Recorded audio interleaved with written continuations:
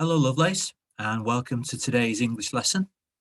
As you can see from our objective, it's can I understand the structure of an overcome the monster story?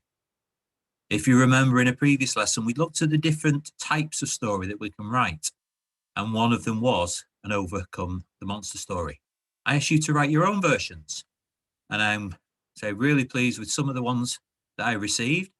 I know some people have had trouble uploading work onto Tapestry, but please do make sure your work is uploaded so I can get to see just how good a story, just how wonderful a job you're doing.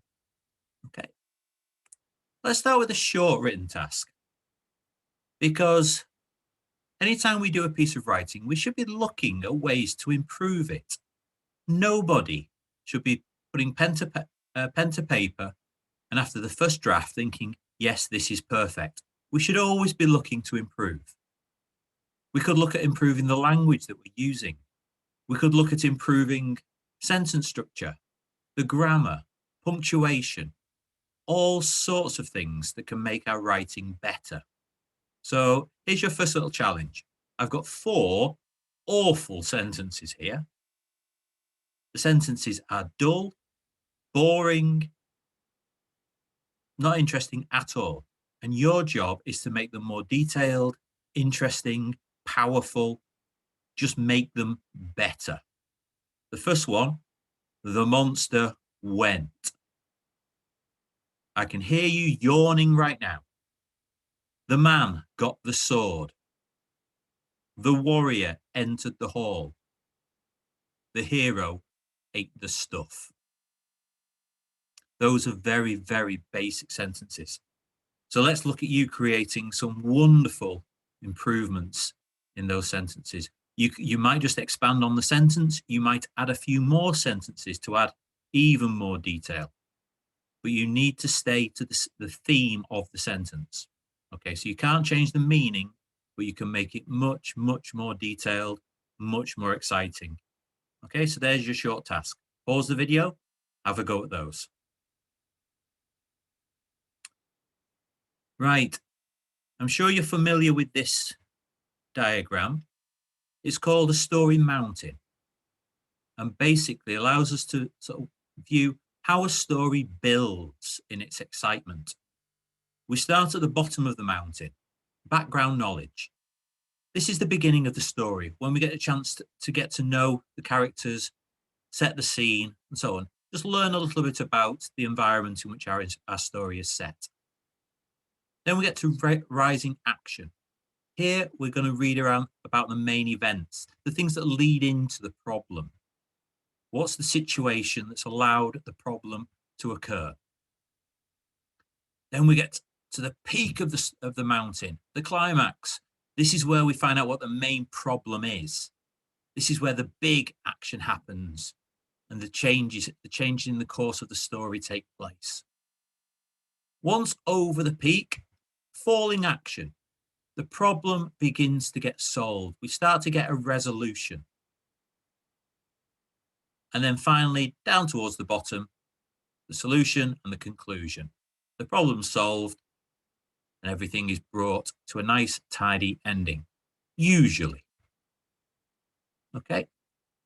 Now, this is a slightly different shape of story mountain. You can see we've got a gradual climb here to the peak and then a very sudden drop off.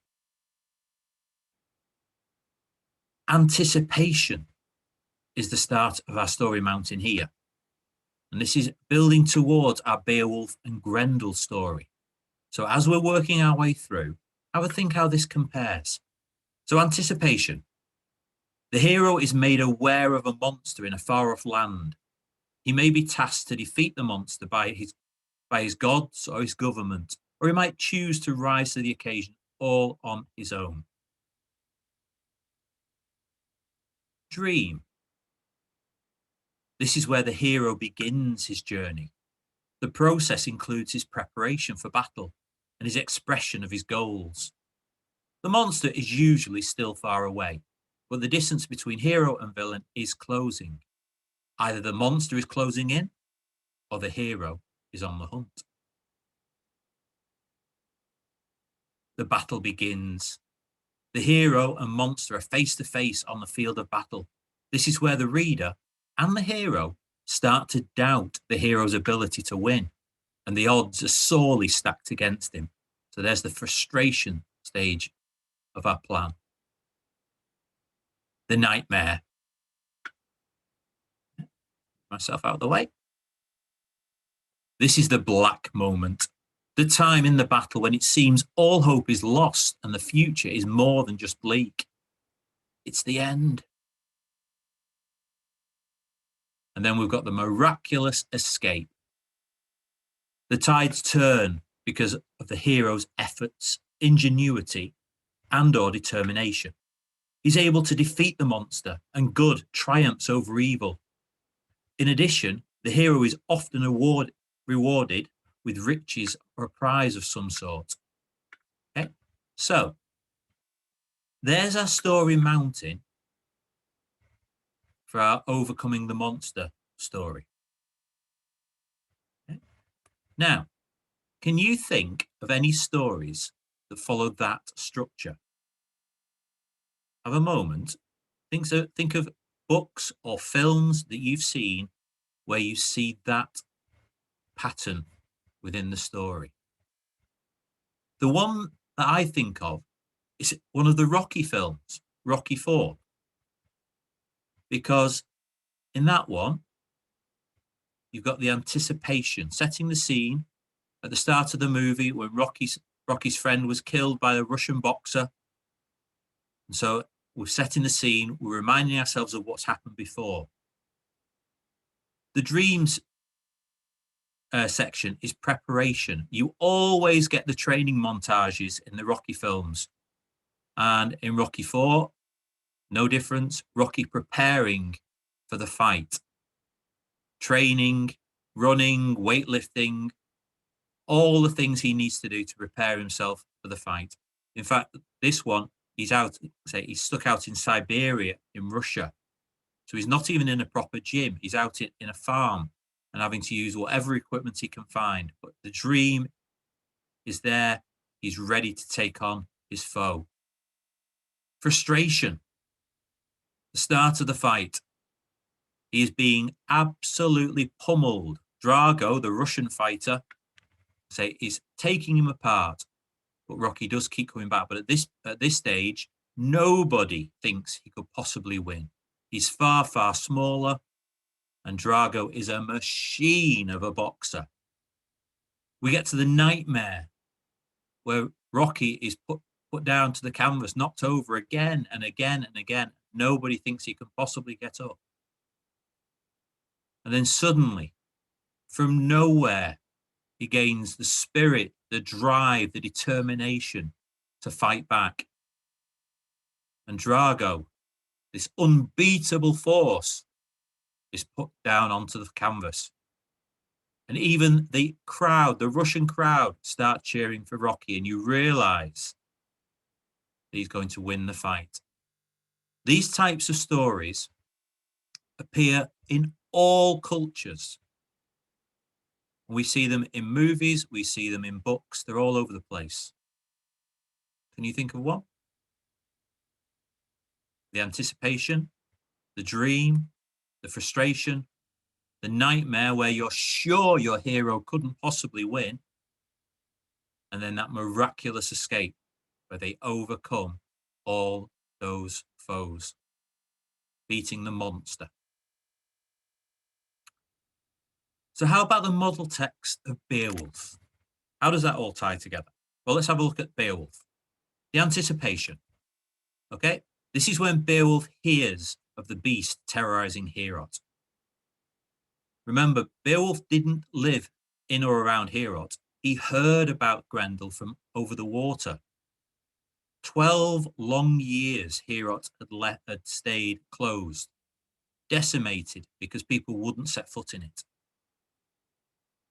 The dream. Beowulf travels to Heorot and presents himself to Hrothgar, promising to defeat Grendel. Okay, so that's the expectation He's getting himself ready. He's made that promise. He is going to take on Grendel. Frustration. Grendel appears and the fight begins. Beowulf grabs hold. And then Beowulf pulls Grendel's arm off, and Grendel retreats, defeated.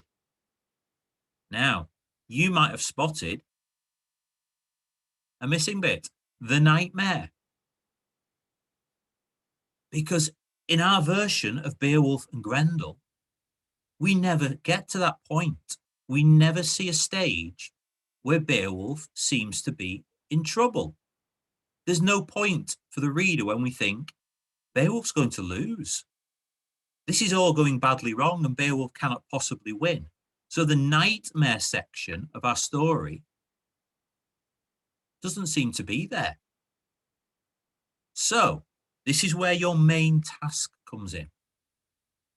I want you to think about the fight between Grendel and Beowulf. Okay?